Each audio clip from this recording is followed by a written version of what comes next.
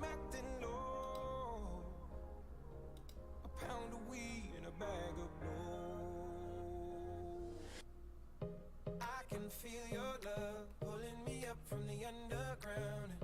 I don't need my drugs. We could be more than just part-time lovers. I can feel your touch picking me up from the underground. I don't need my drugs. We could be more than just part-time lovers.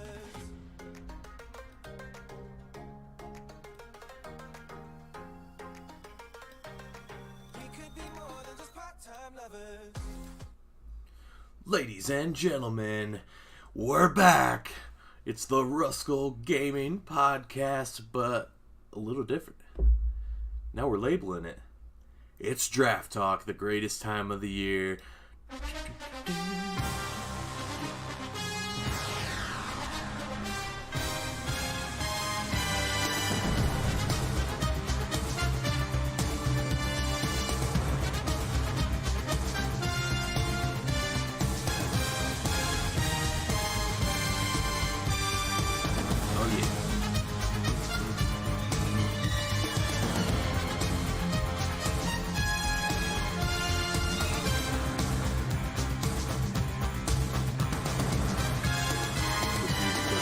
Hyped, I don't even know, man.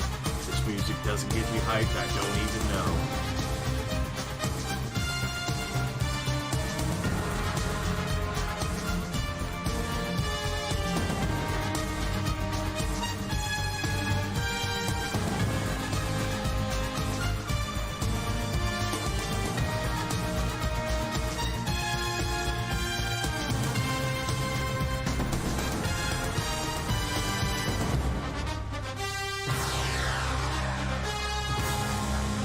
Baby, it's that time of year again.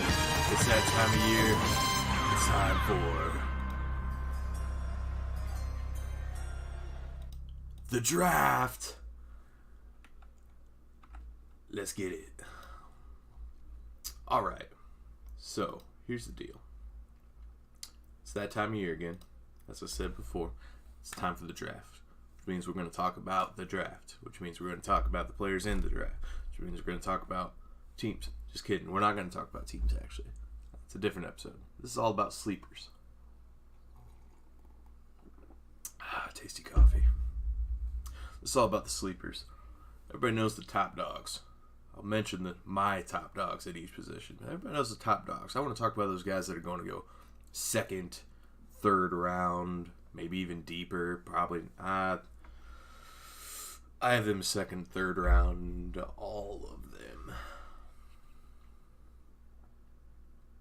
I don't foresee any of these guys going deeper than the third round, but if they do, bam, you got a nice steal.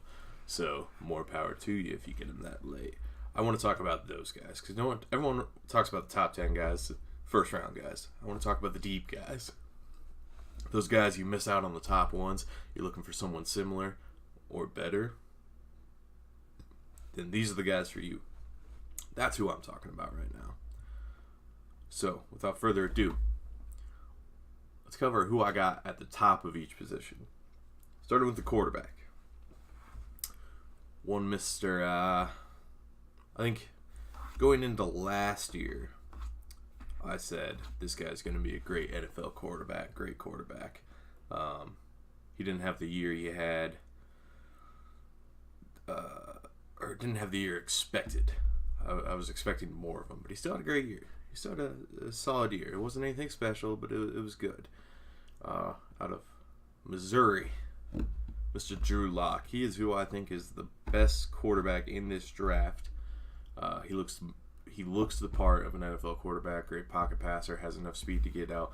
Like that's not taking anything away. We're gonna get to the other guys a little later when we talk about who my sleeper picks are. But I think Drew Lock, if you pick him, you're setting yourself up for years and years and years. No, I could be wrong. That's the way with every draft. Kuiper's wrong all the time. Shit, look at his mock drafts. But I mean, I think Drew Lock, if you're going to draft a quarterback, everybody's really hyped on Kyler Murray, everybody's hyped on Jordan Haskins. Great quarterbacks. Nothing wrong with those guys. If you draft them, you're probably going to have a solid quarterback. I think, though, that Drew Lock is a future NFL quarterback. I'm not saying that as, oh, he needs time to learn and build and be a better quarterback. No, you draft him, you play him as a rookie, he will do good things for you. He's got all the experience in the world in college at high levels. He had great arm. He looks good, comfortable in the pocket. He makes his reads, goes all the way through his reads. He's just a good NFL quarterback. If you're looking for a guy that you can plug in as a rookie and then play him for the next 12 years, Drew Lock, I believe, is the guy for you. Running back. This dude, he can do it all. A lot of people are talking about his counterpart, same school. And because he wasn't the workhorse, but he should have been. This might catch out of the backfield. You get him out on the outside zone, make him, go around the outside, make some moves. He'll beat you with speed. He can run in between the tackles. Dear God, can he block? Out of Alabama, Mr. Josh Jacobs. Great running back. If he's not the first running back off the board, going into the draft process, everybody was talking about Damian, what the hell's his name? Damian Harris out of Alabama, I think is the other one. Everybody was really high on him. I instantly, right off the bat, I was like, no, Josh Jacobs is 10 times better. He's going to be a better NFL back. He does more. He fits with the now NFL of, if you can't catch out of the backfield, you're fucking garbage. You don't deserve to be in the NFL. That's the route. I'm not saying that. That's the route it seems to be going. If you can't pass protect, you can't catch out of the backfield to make something happen, you're not going to have a very good time in the NFL now. That seems to be the route it's going. And guess what? Josh Jacobs can do that. Damian Harris can't. I think everybody has Josh Jacobs going first off the board for running backs. Possibly the only first-round running back. If he's not drafted first round, probably the Raiders is what I'm seeing the most, and it's a good fit for him. If he doesn't, if the Raiders don't draft him, and he somehow falls to the second round, I don't care if you have a stud running back on your team already. Like if you have the Falcons, I don't think they re-signed Devontae, but they still have Tevin Coleman. Solid running back, right? Who else? Christian McCaffrey, Panthers. If he falls, if they don't draft him, that is, I don't care if you, as long as you don't need 8 positions outside of running back, like Cardinals, they need a shit ton of stuff. But they have David Johnson. They could use another running back, but they have so many holes. It would be wrong for them to pick Josh Jacobs, but for the most part, the Browns, they got 1,500 fucking running backs on their roster, so don't draft them. But if you only have one, maybe even a 1.5 running back, I'm saying half because you got that guy, you can plug him in for 20% of the snaps, 30% of the snaps. He's not going to do much for you, but he'll do enough. So I'll say half for them. But if you only have 1.5 running back, and Josh Jacobs is in the second round, to you, if you don't get him, that's a big loss. If he escapes the first round somehow, dumbfounding. I would have no idea how it would happen. Moving on, wide receiver. Everyone's really hyped up on DK Metcalf because of his combine and his size, but guess what? I don't think he's that good. Is he good? He's good. Don't get me wrong. He is good. I don't think he's a first-round receiver. His combine numbers, everybody just started jizzing all over him. That's what it was combine. If we didn't have an NFL combine, nobody would know DK Metcalf before. Sorry, my nose is a little runny. I keep touching my face. Nobody would know DK Metcalf before third round, I would say, because his route running's sloppy, but he's massive, he's fast. So, if you need a deep threat, vertical threat, he's your guy. That's it. I could be wrong. I'll be the first to admit I'm wrong if he comes out and you just see him all over the field, just breaking out for somebody. But to me, he's a vertical end zone threat, and that's as far as he gets because his hands aren't that good either. So like, unless he burns a dude, I'm not really trusting it. He's better than John Ross. John Ross was drafted as a deep threat. Just, hey, burn him. I'll throw it deep, catch it, score. He's better than him. But my top receiver, like DK is my 5th. I have it pulled up, I think. I have DK at 4 right now because of his combine and because of how the NFL is with let's get it vertical there now. I have him as my 4th receiver, but I mean, that 4 to 7 position, DK could easily slide down. Yeah, that's how close those are. Just unplugged a device from the audio jack. No, I didn't. My computer. Anyway. Excuse me. My number 1 receiver out of Oklahoma, Marquise Brown. This dude can do it all. He's not the biggest, but guess what? He will catch anything you throw at him. Like, he's not a big, bulky receiver that nobody can stand with one-on-one because he's going to take anything up for grabs. He will catch, if you throw the ball in the air, he's going to put himself in position to catch that ball. And guess what? He's going to catch that ball. And once he catches that ball, he's going to run away with it. The dude is good. A lot of people have DK Metcalf going first out of receivers because of his combine. What is going on with my audio jack? There's nothing wrong with it. Okay. A lot of people have DK going first. Marquise Brown is my top receiver. And then we'll get to receivers, one of the positions we're going to talk about today. It's not even a second, third round. These guys could go first round. Some of them. Because I think they're right there. Like, Marquise Brown is here. The guys I'm going to talk about is here. And DK Metcalf's right here with these guys. Even a little lower. DK Metcalf's here. Marquise here. And then these guys. And then, like, once you get to, like, the 12th receiver, then it's a drop-off. It's a hard drop. They could pan out. They could. But after that, these guys, these top 12 guys, put them in. They're going to do good things for you. Everybody else after that, I think they could be great for you, but you're risking it. And I mean, those top 12 guys, they're expanded over 4 rounds they're drafting. Because, I mean, which is nuts because the NFL is starting to look like college back in the 90s. It's just pass, outside of the Big Ten, of course. But it's so pass heavy. Everybody has 8 receivers on their roster, but so it's weird that a top 10 receiver might go 3rd, 4th round. But I mean, that's how it is. So you're gonna get some nice people in that 3rd, 4th round, but it shows how deep the class is this year. But yeah, Marquise Brown, easily to me, the top receiver in the draft this year, easily. Moving on to tight end. If anybody says this guy is in the top tight end, they either 1, never watch ESPN and hear people talk about him, 2, don't look up anything for the draft, or 3, or all the above, never watched like college football or anything like that, because TJ Hawkinson out of Iowa is easily the best tight end in this draft. The best blocker. Is he?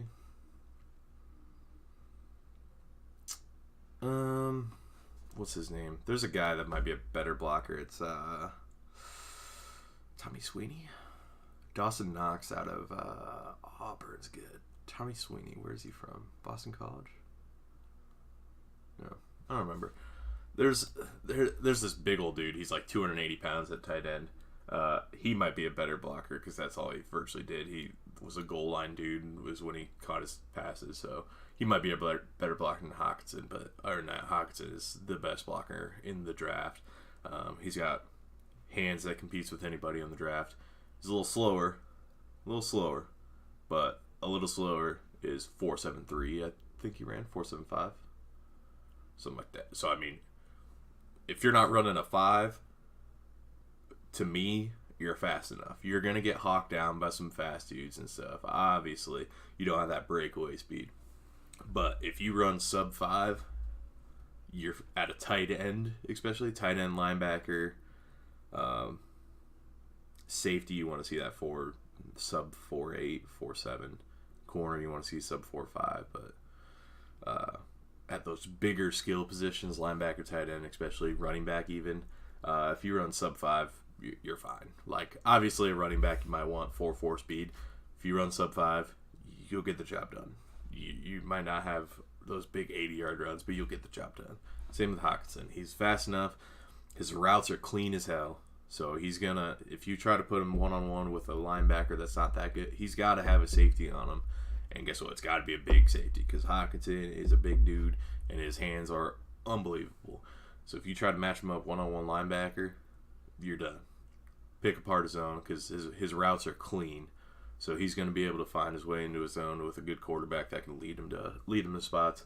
Hockenson is by far the number one tight end. I don't care what anybody says. If anybody says differently, they're wrong. Hockenson, and I'm a Wisconsin fan, as you can see. Hockenson is easily the number one tight end in the draft. No, hands down. It's Hockenson, everybody else. That's how big of a gap it is. To me, it should be to everybody, honestly. Moving on, offensive line. We're not going to talk about offensive line when we get to the sleepers because one, it's nobody can find film on offensive line. It's and except for like 2 or 3 plays until you get to the draft, and then all of a sudden, like all this film comes out on them. But it's really hard to find film on them, so I usually don't show film on offensive line, so I'm not even going to cover them in the sleepers because 3 guys are my top guys because they're different positions. At center, Garrett Bradbury is easily the best center. He's super athletic. He can play guard. He's a little undersized for guard, but he's so athletic that it makes up for it. That's why he's a great center. Boston College, I believe. I really should remember this stuff. But I believe it's Boston College. You got Jawan Taylor out of Florida. Easily the best tackle. Jesus. The best tackle in the draft, if not the best offensive lineman overall in the draft. The dude's massive. He's got quick feet. He can run. He run block, pass block. He can do it all. The dude's an animal. He's going to be future Pro Bowler, future All-Pro. He's going to be in the league for a while, barring injuries. Then you got Jonah Williams. Is it Williams or Williamson? I think it's Williams, out of Alabama. God, I'm struggling right now with names. What did I just click? Oh, that's the wrong one. Jonah Williams. He played some guard, mainly tackle, but I mean, just like Jawan, the dude's amazing. Like, it's those two, and then Garrett Bradbury, and then it's not like, oh, it's a drop-off. It's those two, Garrett Bradbury, and then it's a little bit of a gap, but then there's 20 linemen that are right there for that next spot. Like, because they're specialists, that's why they're not up there. Like Andre Dillard out of Washington State. He is a pass blocker. That's what he does. That is why he's not top tier. But he's a pass blocker. He does it great, but that's why he's gapped off. And he doesn't separate himself from the pack because he just can't run block very well. So you got those 3, and then everybody else for like 20, 30 picks are so similar that you can draft a dude in the 4th round and get just as much production out of a 2nd round offensive lineman at this point in time. So you got Garrett Bradbury, Jawan Taylor, Jonah Williams. Those are the top 3 linemen. Outside of those guys, take your chances in the 4th round with a lineman, and you're probably going to get someone good. There's teams out there that are obviously going to draft in the 2nd, 3rd round. You can wait till the 4th. In my opinion, you can wait till the 4th, get someone just as good. Defensive line, the top to me, a lot of people say Quinnen Williams out of Alabama. I say Rashawn Gary out of Michigan. He's more athletic than Quinnen. He's not as big, but he's more athletic. He can do a lot more for you. He can play a 3-4, any of the positions, because he's got the size and athleticism for it. You put him in a 4-3, he's obviously a defensive tackle. He's down to end. But he can do it all. He can rush the passer. He can sit there and stuff the run. He's a great guy. I mean, Quinnen Williams is right up there with him. But to me, Rashawn Gary is better.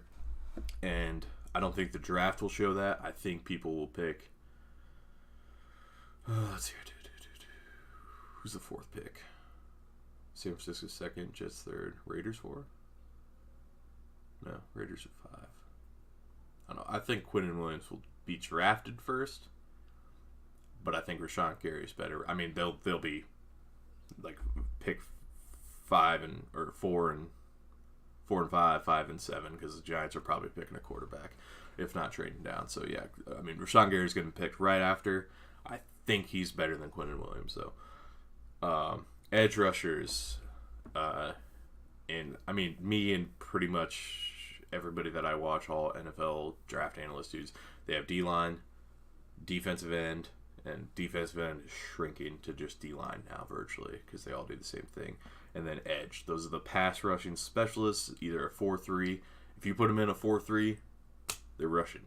That's what they do. They rush the passer. They can help you on the run, but they're a little undersized for that. They're around the 250 to 270 range for edge. Those outside linebackers, those pass rushing specialists, the Clay Matthews, Nick Perry's.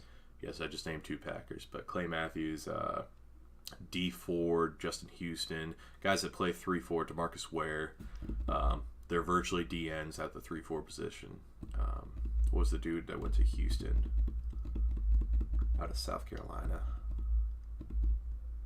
Jesus, it was J.J. Watt, and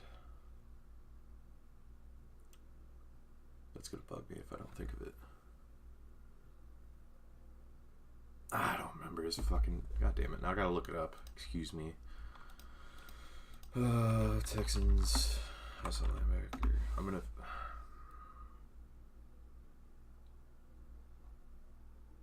Jadeveon Clowney, he's an outside linebacker. He's a rusher. He'll cover the flats on occasion, but he's a rusher. It's what he does.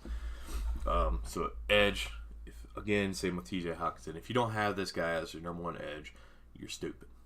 Nick Bosa is the number 1 edge guy. He's strong enough. His weight isn't there, but he is strong enough to play a 4-3 end and have no issue. He is the better Bosa. Joey was great. He's great in the NFL. Nick is better than Joey, and he had a year of just training for the NFL because of his slight injury he had. And I say slight. It was a bad injury, but I say slight because he could have came back and played if he wanted to, but he was like, nope, I'm going to prep for the NFL. I'm going to be ready for the NFL, make sure I don't get hurt again, because I want that payday. That first-round payday is way better than a 7th. If he gets hurt again, drops to a 3rd, losing $1 million. Right there, just like that. So, I don't blame him at all. Personally, I would like to think I would play just for my team, but I was terrible, so I would never even sniff the NFL. So, I mean, I can't. If I was in his shoes, I would like to say I would play, but I probably wouldn't either. If the NFL's that close, I probably wouldn't either. Sorry. Cornerback. I skipped linebacker. Linebacker first. Devin White is very good. He does it all. He'll stuff the run. I didn't realize, I was looking this up earlier, the dude's like 242 pounds or something like that. He looks small. That's how much muscle these linebackers have nowadays. He runs a 4.43, so he runs faster than most corners and safeties. He'll smack the shit out of you. He'll cover. He's an elite linebacker for many years in the league. Devin Bush is right there. And then we'll talk about the guy that I have in the video. He's right there, in my opinion, with him. But Devin White, the Devins are the best 2 linebackers. Devin White edging him out by that much. Yeah, that much. Devin White's good. He's good. He will be the first linebacker off the board. He'll be potentially the only top 10 linebacker. I could see Devin Bush falling out of the top 10. And by falling out of the top 10, I mean like number 11, 12, 13, 14. He's not falling out of the top 15. Because, dear God, Packers, if Devin Bush falls to you at 12 and you don't draft him, I'm going to be upset, needless to say. But I digress. Cornerback. A lot of people talking about Greedy Williams, the lockdown corner. If you put him on an island, he's gonna either get a pick, not let the guy catch it, or, I mean, he'll give up some catches. Obviously, he's not fucking perfect, but the dude's a lockdown corner. Everybody talks about his his desire to not tackle, and that's big in the NFL because it's so much outside zone, quick hitters and stuff like that. You have to be able to tackle because especially how much the ball spread. Even if you're on an island, that's not your guy. If he gets beat, you might be the only last line of defense. So if you don't want to fucking tackle, you're screwed. Now, granted, when he gets to the NFL, he's probably going to tackle more than he did in college, and he's going to want to tackle more because he's getting paid millions and millions to do it. But he's right there, top 3 corners. Him and DeAndre Baker both.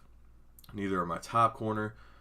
They're great corners, though. My top corner is out of Washington, Mr. Byron Murphy. I don't know what the hell's his name? John Livett, something like that. He's the Washington defensive coordinator and defensive backs coach. That dude, his defensive backs, Sidney Jones, Kevin King, now Byron Murphy, and Taylor Rapp. Just the last 3 years, the defensive backs that have come out of Washington, they were great in Washington. They've had some injury issues. Who's another one? McCourty? No. Plays for the Chiefs, I think. I don't know. There's like 5 corners or defensive backs that are going to be in the league from the last 3 years that came out of Washington. Played great at Washington. Unbelievable. Great defense at Washington there since that guy took over. Been dealing with injuries. Kevin King, when he's healthy, he's great. The other guys, Sidney Jones was fine, but he's coming off injury from college. And then the guy for, I think, the Chiefs. God, I could be wrong on that. The other corner, Budda Baker, safety, Washington for the Cardinals. Great fucking safety. There's another guy. So, I mean, the list goes on. I'm looking over here. I promise you I'm not looking these up. These guys coming off the top of my head. They're fucking great. All right, so if you draft a DB out of Washington, as long as he stays healthy, you're going to be fine. So Byron Murphy does it all. He tackles. He's not afraid to hit. He's a fucking safety playing corner virtually. Like, he's a great coverage, but if you put him at safety, he will run anywhere across the field and smack the shit out of you. He'll cover deep. He'll man up on you. Great defensive back, all-around defensive back. Which leads to safety.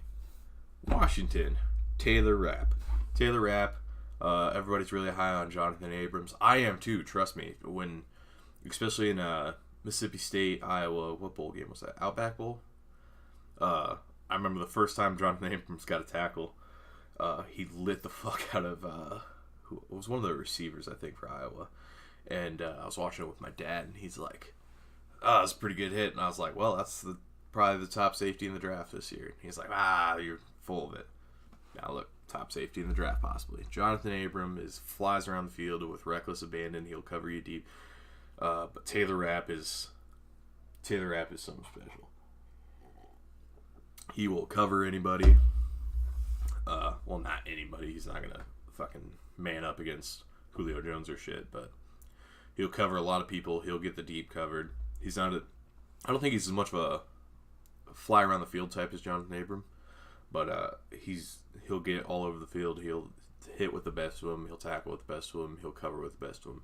He does everything great. That's why he's my top safety, not Abrams, because Abrams struggles covering like actual routes. He'll cover you. He got you covered deep, and he'll fly around the field. But as far as true coverage goes, Taylor Rapp, hands, arms, legs above Abrams. So Taylor Rapp, best safety. All right. Now that we've gone through is this full screen mode? Yes, it is. Now that we've gone through, what's the word I'm looking for? Talking about who my best at each position is, let's actually get into the sleepers here. It's 30 minutes of film. You could skip around. I have a little intro. So if you just want to see who, there's a little intro slide that shows who I'm about to talk about, so you can kind of skip through and find, once you see a new person, skip back to see who they are. Because I think I got 12 sleepers, something like that. Give or take 12 sleepers. But without further ado, let's get into this. First person being the quarterback. Obviously, I'll start the tape first, and then we'll get to talking. So obviously with quarterback, I said Drew Lock is my number one. You got Dwayne Haskins, Kyler Murray. All three are going to be drafted first round. There's no doubt in my mind. This first guy, he is a second, third round quarterback. If he's drafted in the first round, somebody must be super high on quarterback. Ryan Finley out of NC State. We'll watch some film here, and shout out to ACC Digital Network for the highlight here. Two-time All-ACC, as you can see. The thing I like about Ryan Finley, like I said about Drew Lock, he looks like an NFL quarterback. Now that I keep saying it, I'm like, oh, he's white. It's not that, all right? His pocket, he keeps his feet he gets a little chop, but he's not like hopping like some guys. They'll hop, hop, hop, hop, hop, and then they got to set and throw. He's just keeping his feet active in the pocket, looking around. He does a great job of scanning the field. The next guy on this list, he kind of eyes down one receiver. I mean, right there, it looked like he was hiding down. What you didn't see was he checked the safety, saw wrapping down, one over top. He's like, oh, he's got him beat. But his release is what I love about Finley. It looks almost long if you're just looking at his release here, because he slings back first. A lot of people start from the ear. He goes back behind, but he really whips his arm through for a quick release. He's got a quick release than this man right here, quarterback Daniel Jones out of Duke, is my second sleeper pick. Daniel Jones, Kuiper's got him going first round, I think. Kuiper loves the shit out of this guy, that is for sure. But Daniel Jones, he's my number 2 quarterback, actually, behind Drew Lock. Because this dude is something special. In the Senior Bowl, he showed out. His arm strength is unbelievable. His accuracy is alright. The thing I love about him is his ability to run. I don't like running quarterbacks in the NFL, but if you can escape the pocket, make something happen, you're better. Because the speed they got at defensive end, linebacker, rushing you got to be able to move. Otherwise, you're going to get hurt. You're going to get fucked up. Daniel Jones can run with the best of them. He does a great job. I mean, he's done all sorts of stuff. Daniel Jones, you draft, you're going to get a starter. Ryan Finley, I think you draft behind Aaron Rodgers, Ben Roethlisberger, Drew Brees, Matt Ryan, Tom Brady. You draft him to sit a year, and if your starter gets hurt, he can come in and do something great, I'm sure. Or not great, but he'll get the job done. He won't lose you games. You bring him in, let him learn for a year or two. Once your quarterback retires or you just move on because of contract disputes, whatever, then Ryan takes over. He'll be great. Daniel Jones, you can draft. You got a starter. Future. He worked with the Mannings. Everybody's talking about that. I mean, I want to talk about the fact that he worked with the Mannings, close with the quarterback coach. I'm going to pause this for a second. Don't mind this. Just don't pay attention. Holy shit, I'm fucking up. We're going to have to start this over. Why? Because I am not showing this. I just realized this. Whatever. Gives me more time to talk. I like hearing myself talk. Because, I mean, not too many people watch this anyway. Shout out if you do, but I like hearing myself talk. So again, now that we actually got it up and showing. It's first podcast in a while, right?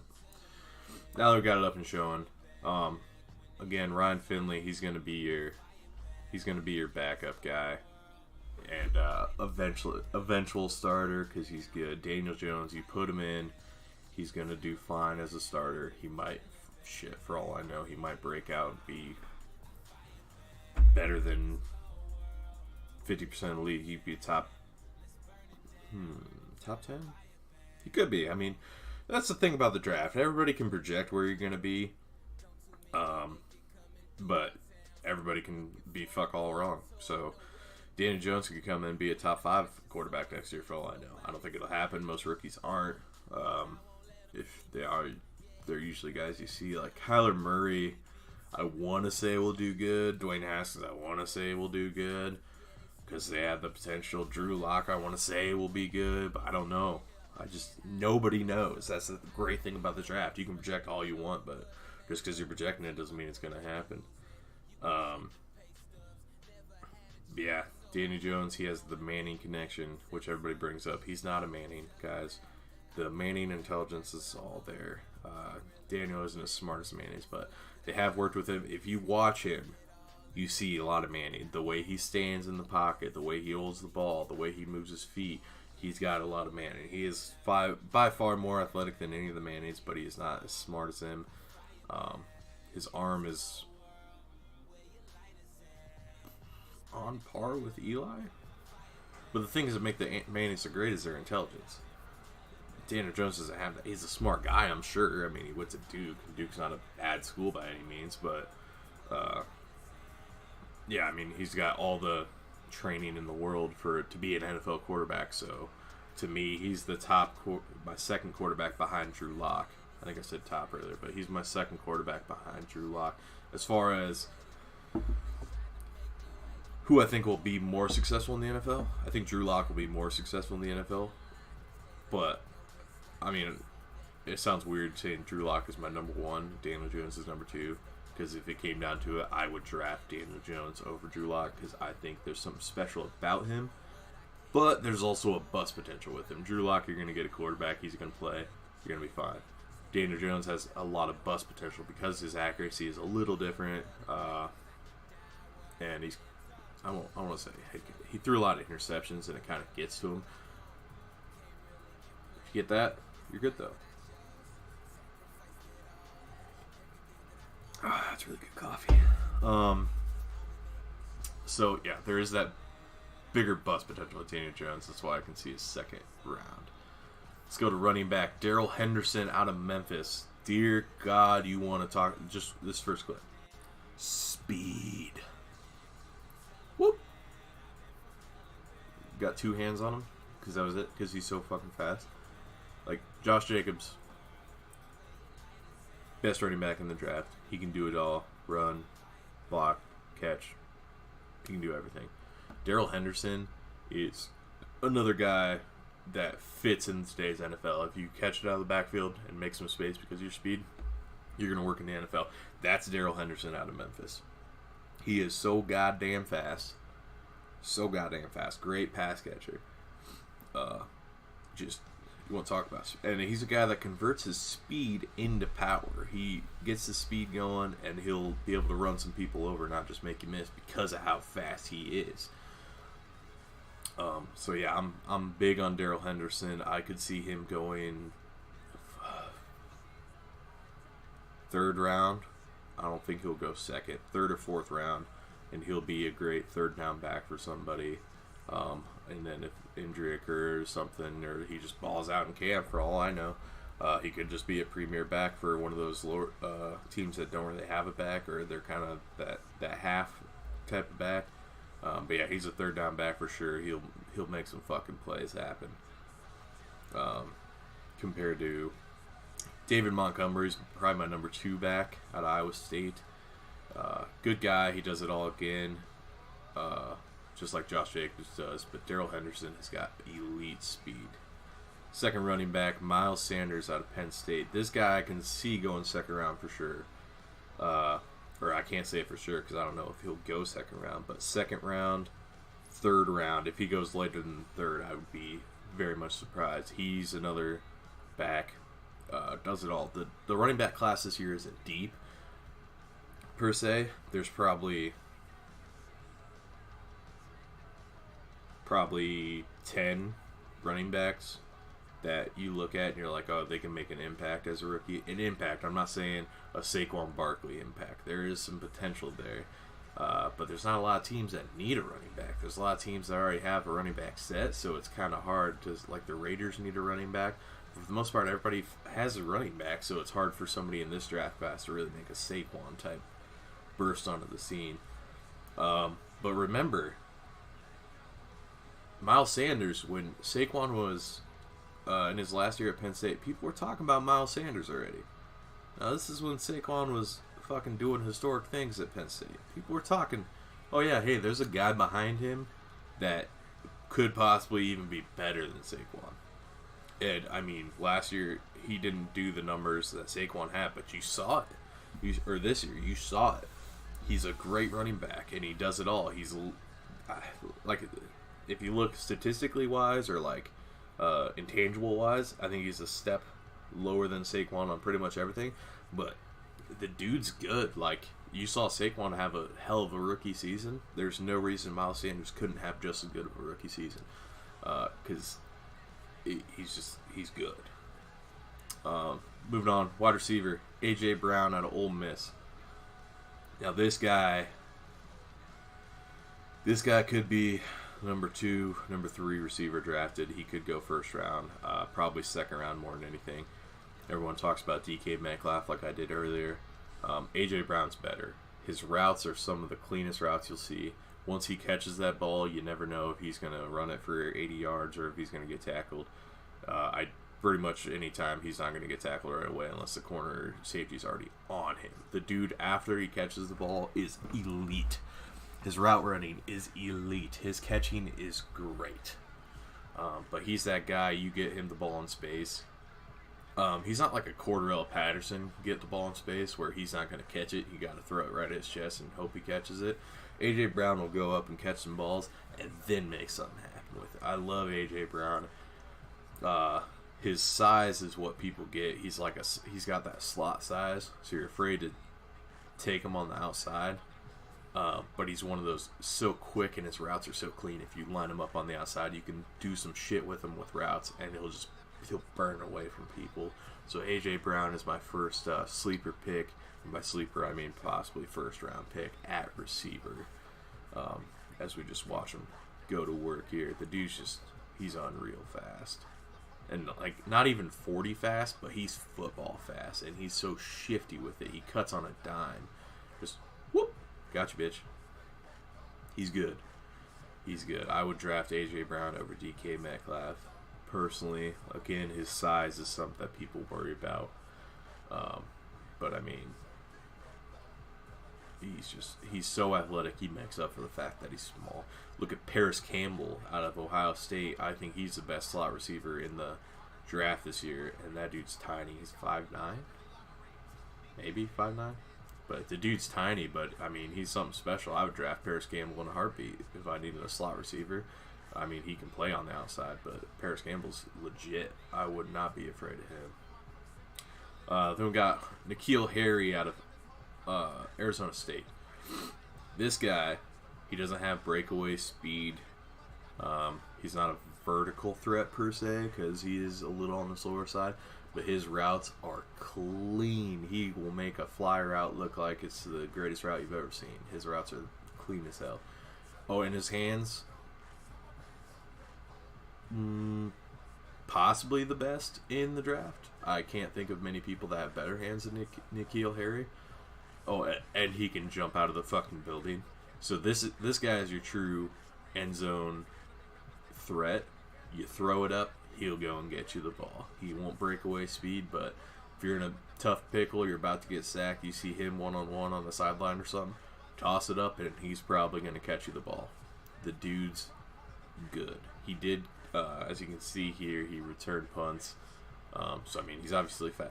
Yes, breakaway speed as a receiver now is like 4.4, like 4.3, 4.4. He's got like 4.5 speed, so he's still fast. Next receiver, Deebo Samuel out of South Carolina University. Go Cox.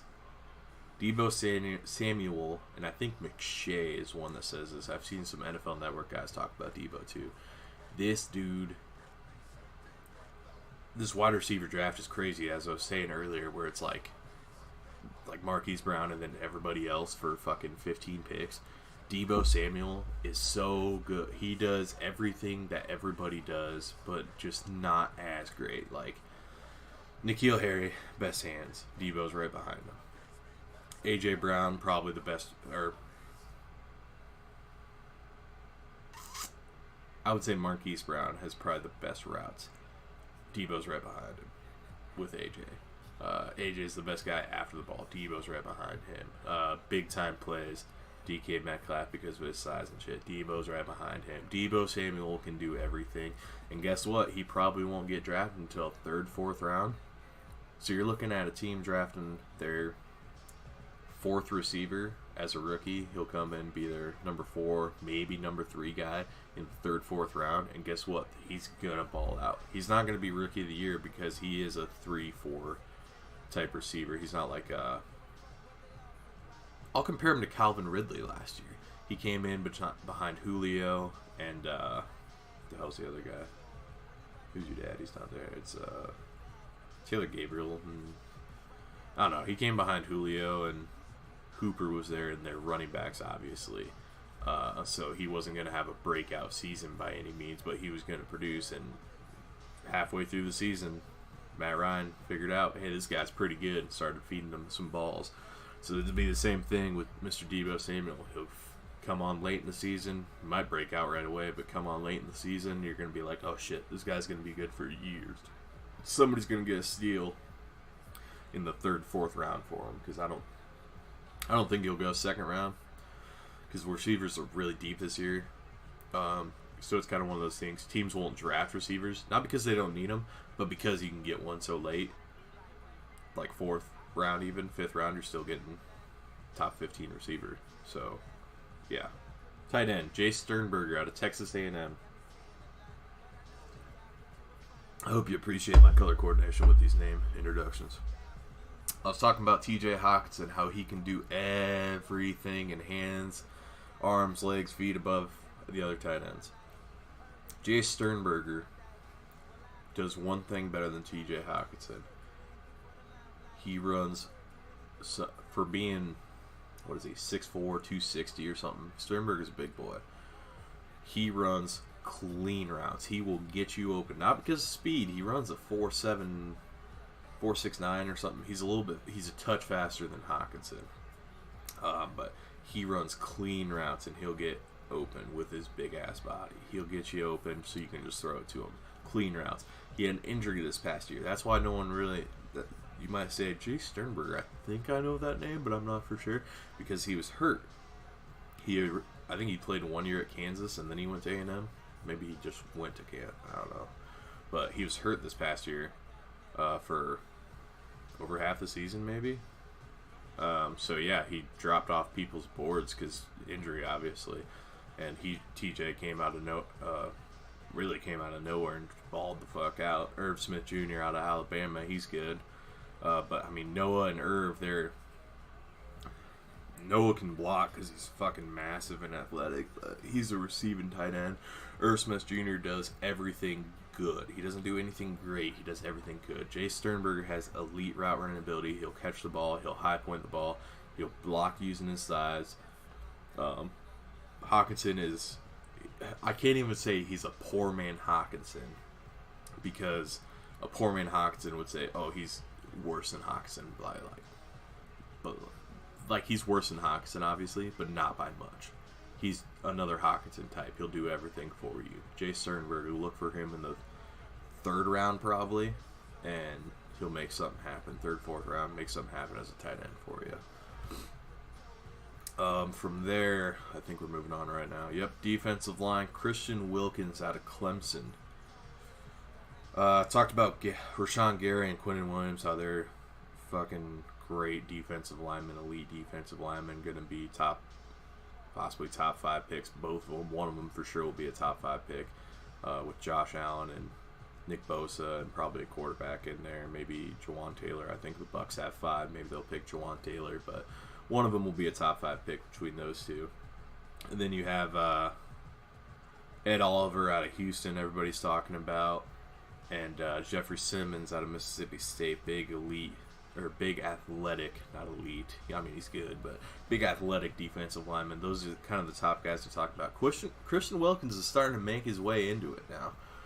Christian Wilkins is his hands are he's got like defensive end hands. He uses his hands very well, but he's big enough. He'll eat up the middle too. He's athletic for a big guy. I think he's like 310. He's not like what's his counterpart's name? Colin Farrell's the D end. Dexter Lawrence out of Clemson. He's 350 pounds, just a fucking big old dude. Christian Wilkins is big, and he can do it all. He could possibly play D-end in the league with how athletic he is. Now this guy, Jerry Tillery, out of Notre Dame, he can play D-end. He did play D-end at Notre Dame on occasion, mainly lined up at defensive tackle. But his hands, talk about Christian's hands. This dude shoots his hands so fast, he would rather he gets his hands on you and just bolt. Look at that. One hand just bullies that motherfucker. Couldn't even remotely come close to him. Super athletic. I think he's 200. I hate saying stats like this because I could always be wrong. I think he's like 280 pounds, 283 maybe. So, I mean, yeah, put him at a 4-3 DN, and he's not going to just rush the passer, but he'll stuff runs. You put him at defensive tackle in pass down situations, so you get more pass rush out of the defensive tackle position. Jerry Tillery is your guy out of Notre Dame. He can do a little bit of everything on the front. 3-4 wise, I think he might be a little too small, and he's just not that athletic to where you can put him as an outside linebacker. But if you put him 3-4 defensive end on a side where he's not rushing, or if you do rush, one of them has to get a double team. So, I mean, he can still work in most schemes because of his athletic ability and his ability to use his hands with how long he is. But yeah, he's going to go, I would say, second or third round, probably the second round. Everybody's all on the front seven this year for the draft, so I'm going to say second round. If he falls to the third, I wouldn't be surprised. If he falls out of the third, I would be. But this dude's good. Edge rusher, Jalen Ferguson, Louisiana Tech. This guy, number 44, I think he is. 45 maybe? I think 45. Once we get around to the thing. He actually wore two different numbers in college, but 45 was what he wore his last year, I think. This dude is a aggressive ass rusher. Think Montez Sweat. Or Sweat? I think it's Sweat. Yep, 45. Montez Sweat out of Mississippi State. Big. Montez ran a fucking 4.43 or some shit as a goddamn defensive end, weighing 260. Him and Jalen Ferguson, big athletic dudes that you could put in a 4.3 because of how just wide frames, muscles. Like, they look bigger. They look like they're fucking 280. They're only like 260, 265. I think Jalen's 276, I want to say. But they're big dudes. You can put them in a 4-3 defensive end and not have much issues with stopping the run. But this is what they do. They rush the passer. That's why they're edge guys. They rush the passer. Tenacious as all hell. He's obviously no Nick Bosa or Josh Allen, who's the top two rushers. Like those two and then everybody else kind of thing. But, I mean, to say Jalen Ferguson isn't a top 5 rusher in this year's draft would be a little bit blasphemous, honestly, because the dude's tenacious, he's fast, he's big, he does a little bit of everything. I think he's 6. I don't want to say 6'6", because I could be wrong there, but reminds me a lot about Julius Peppers. Went to a 3-4 when he went to the Packers, and he did fine there. He'll cover the flats, he'll cover small curls, as long as you don't have man-on-man with someone, he'll be fine there. But that's his home right there, is edge, rushing the passer. Moving on from edge, that was really the only sleeper I have to go second, third round kind of thing. This guy right here is something special. Roshan Joseph out of Florida. This Mo-Tro is so fast, so athletic. You talk about the Devons, Devin Bush, Devin White. This dude's right there. The reason people aren't talking about, I was looking into it because I can't for the life of me figure out why people don't talk about him that much. Because the dude's fucking good. He's fast as all hell. If you run a 3-4, this is the linebacker for you because he loves getting after the passer. He just sees passer. He fucking goes and gets it. He'll fill gaps. The reason people are as high on him apparently is apparently he didn't take plays off, but sometimes he just fucked up so bad it makes all tape look terrible on him. But there's such a high ceiling on him that people are still going to draft him. Now, me personally, if I don't get Devin White, Devin Bush, and that's a linebacker I want, this is the guy I'm getting in the second round, third round. He might not even go second round, third round.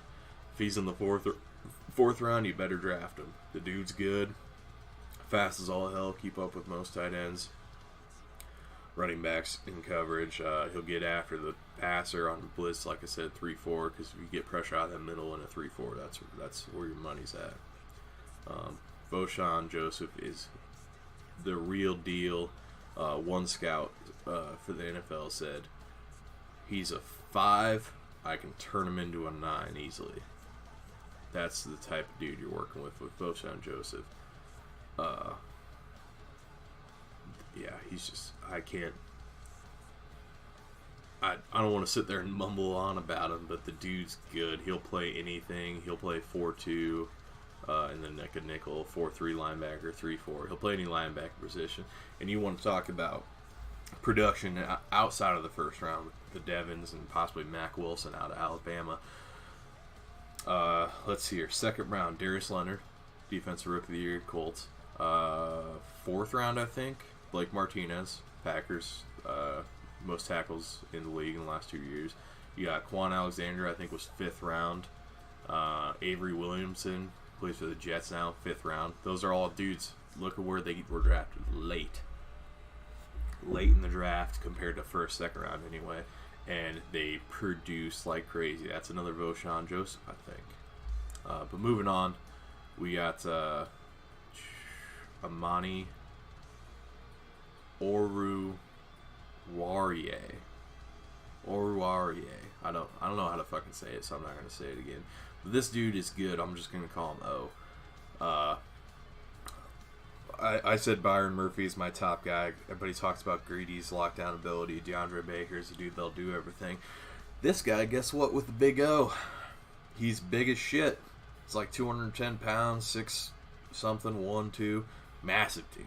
Massive corner compared to the other people in the draft with him. Everybody else is sub 200 for the most part.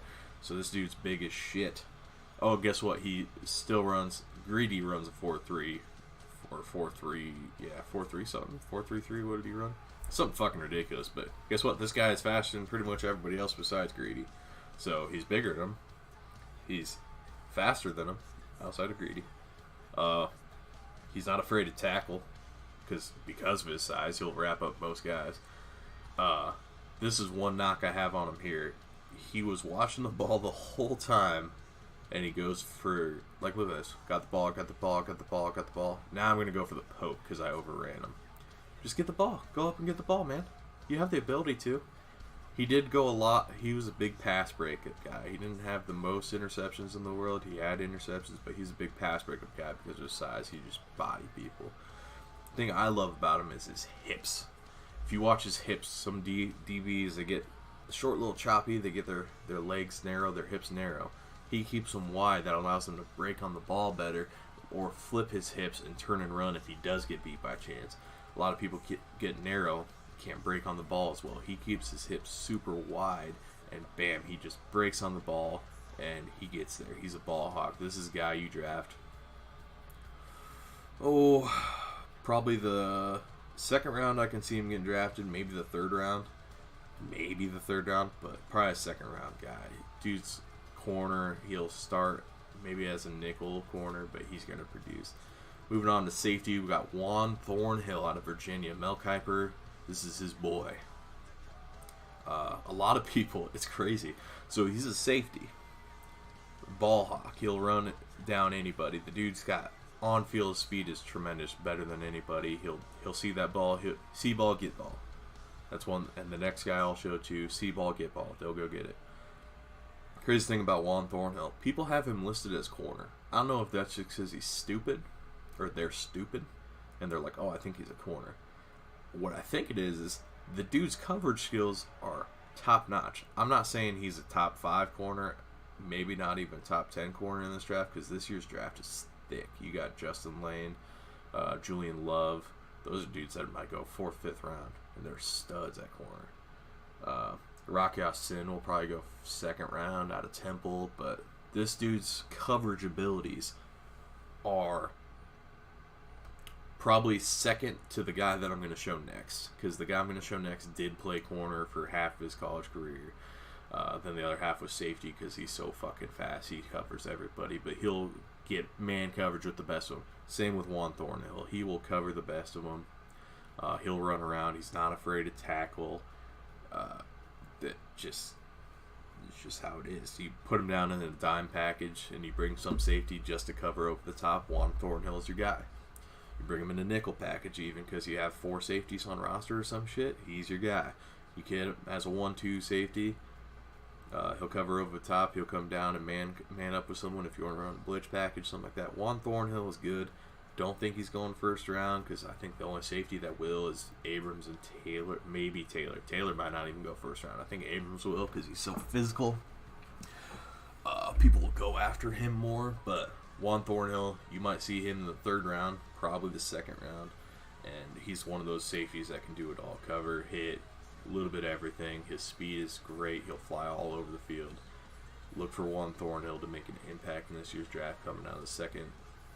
3rd round, maybe. I will say 3rd round because it's a good possibility, but probably a 2nd round pick. If he's drafted later than 3rd, talk about steal. Talk about a goddamn steal if you get him in the 4th, 5th round. If you get him day 3, that's a steal at safety. I'm not a big comparisons guy, but I mean, I don't want to say Honey Badger because that's setting the bar really fucking high, but Adrian Amos does a little bit of everything. I'm not a big comparison guy, so I'm not gonna compare. But he'll put his nose in there with anybody. He'll cover anybody. The dude's legit. Coming out of Virginia. Next guy, safety Nasir Adderley out of Delaware. I remember talking to a friend of mine, or 2 friends of mine. It was a group chat. He said, "Wow, D1 AA guy going first round," because people have had Nasir going first round, late first round, like bottom 5 picks. But there's a reason for that. The dude's legit. Talking about coverage skills from Juan Thornhill, this guy, he is so goddamn fast on that field, and his coverage skills are great. He will be a nickel corner, dime corner, and a safety. Like, his coverage skills are outside of this world. But guess what? He can also hit. He can also fly around, get you some fucking tackles. He's not afraid to hit. He's not afraid to get dirty. He'll do it all. That's why he is a safety. The last 2 years, I think he played safety. First 2 years at, could be wrong, is he a senior? He played 1 year for sure at corner. But then he would lock up on top receivers in like goal line situations when they were really stopping the run and stuff like that. The dude's physical. He's not the biggest. He's not the fastest, but he does everything. His big knock is played at Delaware. It's a big fish, small pond type situation. Nothing against the colleges that he played against. Obviously, nothing against Delaware itself. But is it a big fish, small pond? Is he good because he played where he played? It makes him look better, or is he just fucking good? I think he's just good. Like, he'd probably get drafted in the 2nd round. He might fall to the 3rd even. Same with Juan Thornhill. You see him to get drafted day 2 for sure. If he falls to day 3, dear God, somebody's probably got a B safety at their disposal. Him and Juan Thornhill, same boat. Easily could be. They're my top 4 safeties between those two, Taylor Rapp and Jonathan Abrams. But if you see them go day 3 by some miracle, dear God, draft him. I don't care what team you are. You could use a Nasir Adderley or a Juan Thornhill. Day 2 for sure. Final guy, Darnell Savage. You like the colors there? I know you do. Safety Darnell Savage Jr. out of Maryland. This guy, he could be a day 3 guy. Could be. Would it surprise me if he was day 3? No, it would not surprise me. Do I see him going day 2? I do see him going day 2. Right there against Iowa, the other guy could see going day 2, but if they went day 3, it wouldn't surprise me, is out of Iowa, Armani Hooker. These are guys that they don't do. They're better playing downhill, but they can do a little bit of everything. Darnell more than a Hooker, I think. in my opinion, Darnell is a better overall safety than Hooker. If somebody drafted Hooker over Darnell, I wouldn't be surprised, that being said. But Darnell Savage Jr. is a guy that can do anything you ask of him. He won't do anything elite right now. He won't be a dude say, fuck it, let's take a chance and draft him in the first round. He's not that kind of guy. He's a draft him in the third. Maybe have him as a sub-safety.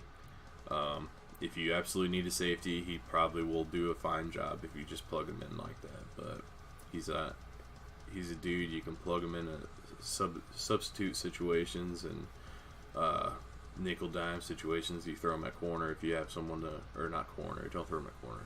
Throw him at safety if you have somebody to move down. He'll cover over the top. He'll still hit. You get him as a sub linebacker type dude. He'll play in the box. He does a little bit of everything good. A little bit of, does some things great, everything good. Darnell Savage is the guy to look for on day 3 probably. Could be day 2 like I said, but more than likely day 3.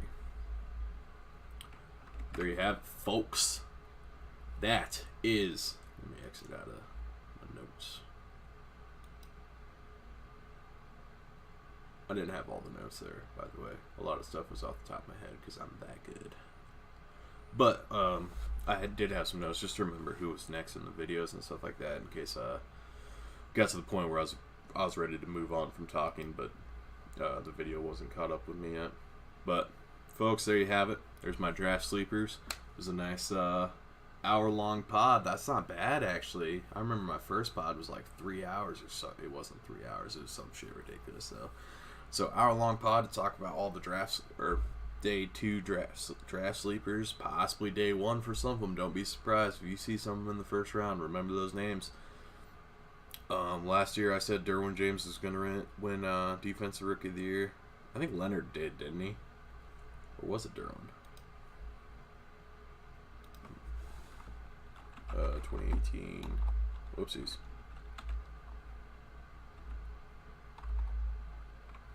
My bad. I didn't mean to. My hotkey is 1, so when I'm trying to type 1, I mean, I type 1 like once every, obviously now, so that doesn't look good. Oh, I need 2019. Darius Leonard was winning, but I mean, it was between him and Derwin James, and I said Derwin would win. I was way off on my offensive. I said Mason Rudolph because he'd get drafted by somebody. This was all pre-draft, remember, so I didn't foresee him getting drafted by the Steelers. But I literally said in it, I said he's going to get drafted by somebody with a starting quarterback solidified. They're going to get hurt. He's going to come out looking like a stud. He didn't get that opportunity. He did look really good in the preseason, though. He took over the number 2 spot from Josh Dobbs. So, I mean, he could still pan out, just saying. Remember that name, Mason Rudolph. Because I still could be right. But, remember the names we talked about today. Because, by golly, I don't want to say I'm going to be right. Because you never know when you're going to be right with something like this. But, I'm going to be right. I'm going to be right. Remember these names. Day 2, probably see all these guys drafted. If not, day 3, 4th round for sure. I don't see any of these guys making it through 4th round. I don't see any of them making it through day 2, but you never know. Something could have happened. One of them could get hurt between now and next Friday is the draft, right? Or next Thursday, obviously. It's 25th, is that next week? Yep, next 2 weeks. 2 weeks. So somebody could get hurt in the next 2 weeks and you see them drop off, but yeah, there you have it, folks. That is the end of the show. Remember these names. Remember the name Ruskell Gaming Podcast, because there will be more draft talk in the next 2 weeks. There will be more podcasts after that. Don't forget to hit that like button for those YouTube guys. Leave a comment. Tell me what you want to talk about. Tell me how you feel about any of those picks. Anything like that. Twitch, you know what to do. Follow, subscribe. Let's get after it, boys. Thanks for watching. Peace.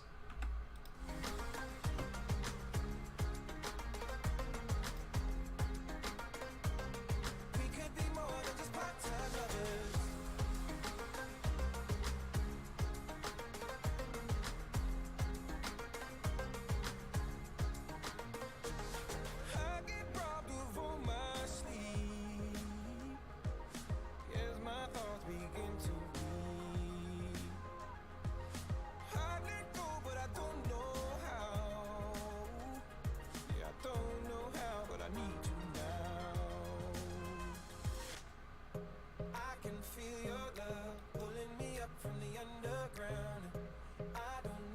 drugs. We could be more than just part-time lovers.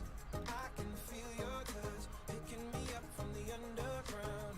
I don't need my drugs. We could be more than just part-time lovers.